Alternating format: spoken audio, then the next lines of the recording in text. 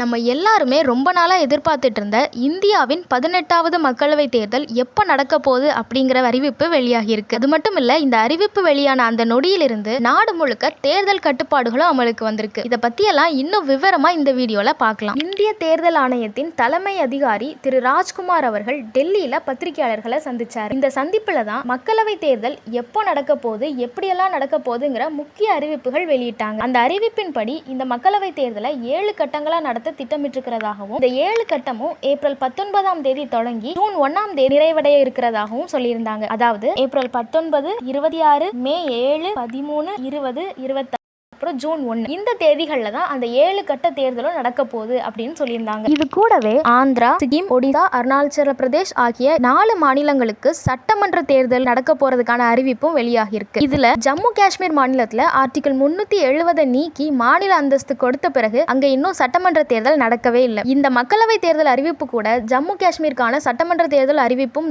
வரும் அப்படின்னு பலரும் எதிர்பார்த்துட்டு இருந்த நிலையில அந்த அறிவிப்பு வராதது ஏமாற்றத்தை அளிக்குது அப்படின்னே சொல்லலாம். மக்களவை தேர்தலை பொறுத்த வரைக்கும் தமிழ்நாடு, கேரளா உள்ளிட்ட 22 மாநிலங்களுக்கு ஒரே கட்டமாக தேர்தல் நடக்க போறதாகவும், கர்நாடகா, ராஜஸ்தான், திரிபுரா, மணிப்பூர் உள்ளிட்ட மாநிலங்களுக்கு 2 கட்ட தேர்தல் அப்படின்னும் அறிவிச்சிருக்காங்க. சத்தீஸ்கர், அஸ்ஸாம் மாநிலங்களுக்கு 3 கட்ட தேர்தல் அப்படின்னும், ஒடிசா, மத்திய பிரதேஷ், ஜார்க்கண்ட் ஆகிய மாநிலங்களுக்கு 4 கட்டமாகவும் தேர்தல் நடக்க போறதா அறிவிப்பு வெளியாகி இருக்கு. மகாராஷ்டிரா, ஜம்மு காஷ்மீர் ஆகிய மாநிலங்களுக்கு 5 கட்டமாகவும், உத்தரப்பிரதேஷ், பீகார், வெஸ்ட் பெங்கால் ஆகிய மாநிலங்களுக்கு 7 கட்டமாகவும் இந்த தேர்தல் நடக்க போகுது. மக்களவை தேர்தல் குறித்தான இந்த அதிகாரப்பூர்வமான அறிவிப்பு வெளியானதிலிருந்து நாடு முழுக்க தேர்தல் கட்டுப்பாடுகளும் அமலாயிருக்கு. அதாவது ஒரு தனி நபர்ல இருந்து அரசு அதிகாரிகள், அரசியல் பிரமுகர்கள் வரைக்கும் யார் யாரெல்லாம் எப்படி நடந்துக்கணும், எப்படி நடந்துக்க கூடாது அப்படிங்கிறதுக்கான ஒரு தெளிவான வழிகாட்டுதலை இந்திய தேர்தல் ஆணையம் வெளியிட்டிருக்காங்க.